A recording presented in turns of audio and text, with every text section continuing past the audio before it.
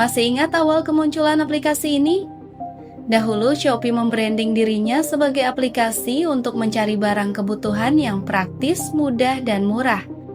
Kemudahan itu hingga hari ini terlihat dari perkembangan fitur yang terus mereka bangun agar pengguna tidak bisa berpaling dan bergantung pada aplikasi ini. Dimulai dari fitur cashback, voucher bahkan sampai cicilan dengan syarat yang mudah. Pernahkah kalian sadar? Aplikasi keranjang oren ini memiliki beban data yang sangat besar hingga terkadang saat kita mengaksesnya terasa berat. Sekalipun handphone kita memiliki spesifikasi gahar pun terkadang masih terasa nge-lag. Jadi, aplikasi Shopee hari ini bukan sekedar tempat belanja praktis dan murah lagi. Coba buka sekarang. Ketika kita baru saja membuka aplikasinya, kita langsung diarahkan ke fitur Shopee Live dan Shopee Video.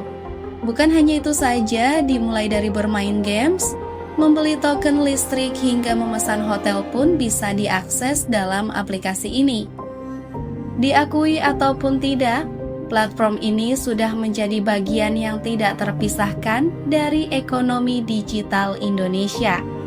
Namun di balik kemudahan dalam satu platform itu tentunya menimbulkan dominasi dagang yang tidak sehat bagi persaingan dan perekonomian digital Indonesia.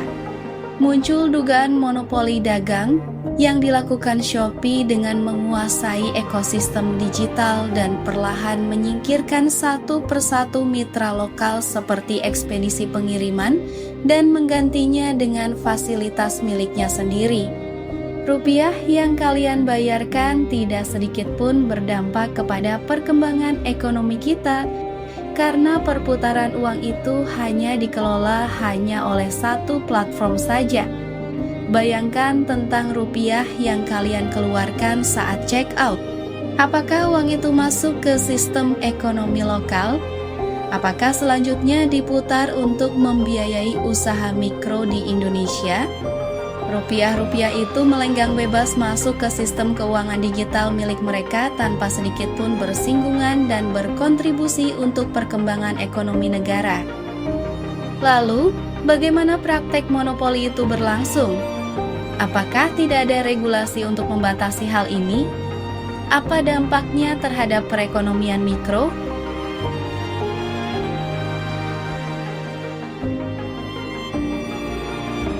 Shopee pertama kali didirikan oleh Forrest Li pada tahun 2015 di Singapura.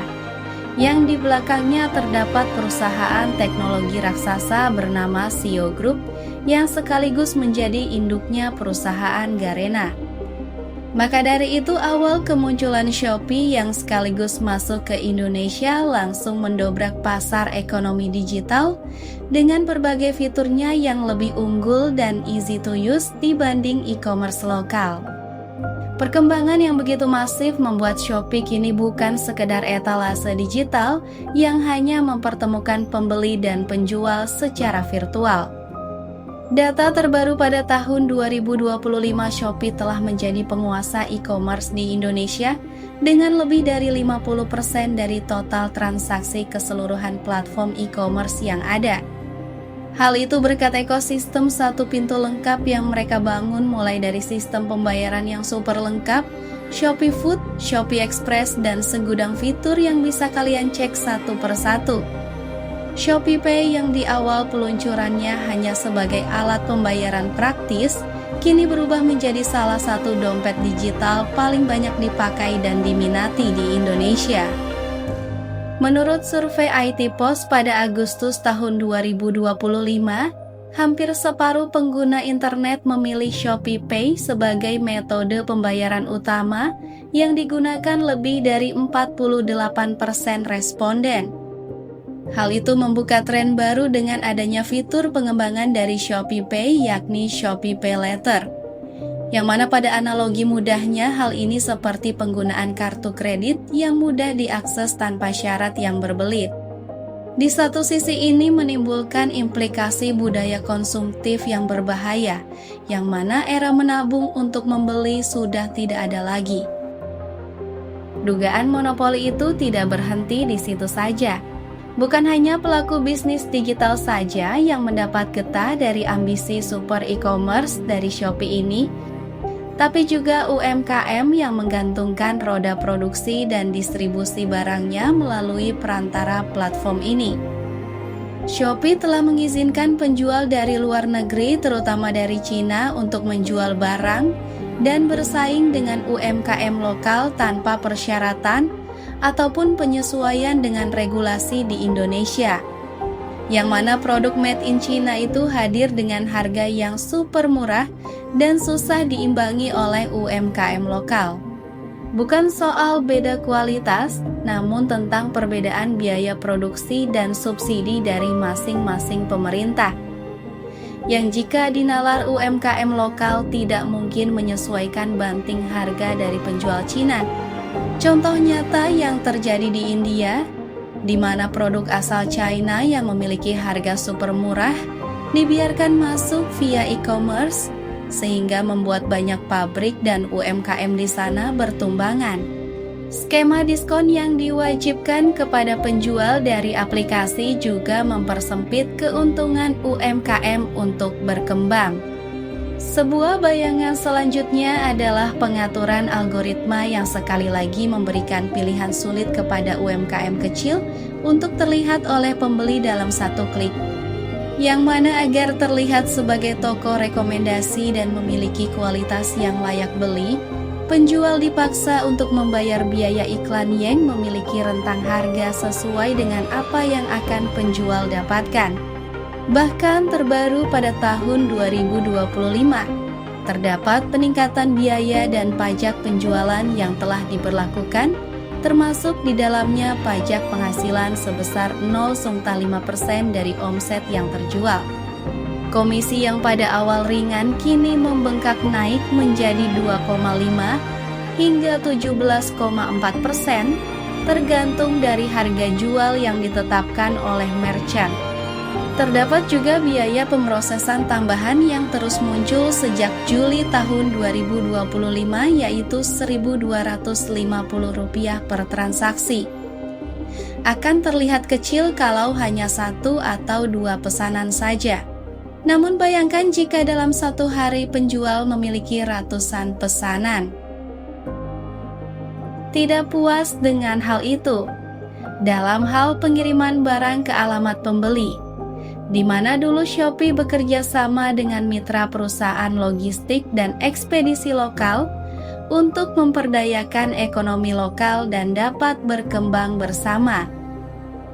Kini bisa kita cek bersama, pilihan itu hanya menonjol kepada satu saja, yakni anak perusahaan dari Shopee, yakni SPX Express.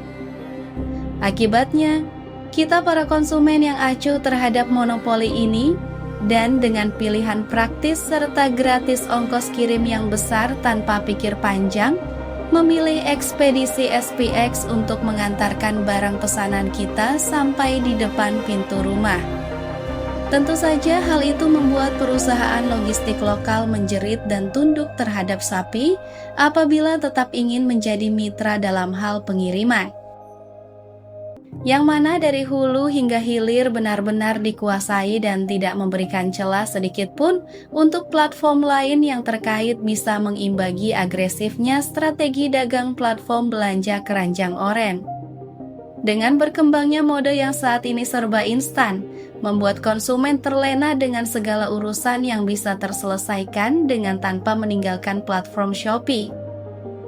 Pemerintah pun pada tahun 2023 lalu telah mencium ketimpangan perdagangan di platform belanja keranjang oren itu dengan merilis regulasi baru terkait pembatasan mekanisme perdagangan barang cross-border. Barang dari luar negeri yang dijual lewat platform online tidak diizinkan masuk apabila dalam negeri memiliki produk serupa. Serta selanjutnya penjualan barang dari luar negeri yang diizinkan harus melalui perantara pedagang lokal sebelum sampai ke etalase penjualan. Selanjutnya pemerintah melalui KPPU telah menyelidiki terkait dugaan monopoli itu dari awal tahun 2024. Pada tahun tersebut belum terdapat bukti yang mengarahkan pihak Shopee melakukan hal tersebut. Dan ketika memasuki meja hijau, tepat pada bulan Juni 2024, platform yang identik dengan logo keranjang berwarna oranye itu terbukti dan mengakui melakukan pelanggaran aturan persaingan usaha, namun tidak ada sanksi tegas dari pemerintah terkait hal ini. Berbeda dengan apa yang menimpa TikTok Shop pada tahun 2023 silam, yang mana langsung mendapatkan sanksi tegas berupa pembatasan fitur e-commerce pada platform tersebut. Tantangan ke depan adalah bagaimana kita sebagai pengguna dan konsumen bisa kritis dan ikut mengawasi hal ini. Tidak bisa dipungkiri memang harga murah dan harga diskon bisa membutakan kita terhadap butterfly effect yang akan terjadi pada perekonomian kita. Dilematis memang jika mengingat hubungan mutualisme antara Shopee dengan UMKM lokal yang saling membutuhkan. Namun dengan adanya monopoli yang dilakukan oleh Shopee, seharusnya pemerintah lebih memberikan ketegasan melalui regulasi baru yang menguntungkan perekonomian dalam negeri dan juga tidak memberatkan pelaku bisnis kecil. Bagaimana pendapat kalian akan hal ini? Terima kasih telah melihat tayangan ini sampai akhir dan tunggu pembahasan lain dari kami selanjutnya.